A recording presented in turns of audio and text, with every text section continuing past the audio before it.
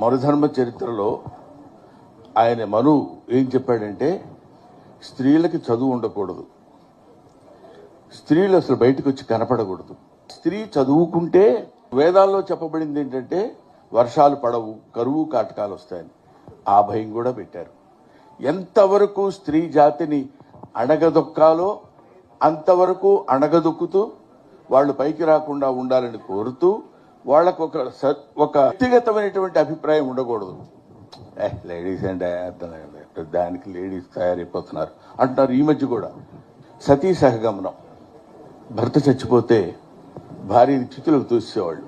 ఇప్పుడు ఆ నమ్మకాలు దేవుడి దయ వల్ల లేవు. ముక్కు పచ్చలారని ముద్దు బిడ్డలు, చిన్న పిల్లలు, ఆడపిల్లలు, బాల్య వివాహాలుండే చిన్న పిల్లల్ని తీసుకెళ్లి పెద్దవాళ్ళకి ఇచ్చి వివాహం చేయడం.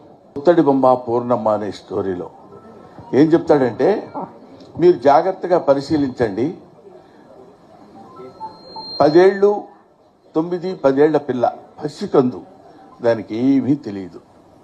దాన్ని 60 ఏళ్ల 70 ఏళ్ల వాడితో వివాహం చేస్తారు.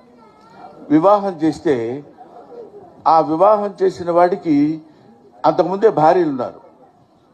ఆ భార్య చచ్చిపోయింది. భార్య లేకుండా వీడు చచ్చిపోతే వీడికి స్వర్గప్రాప్తి ఉండదు. కాబట్టి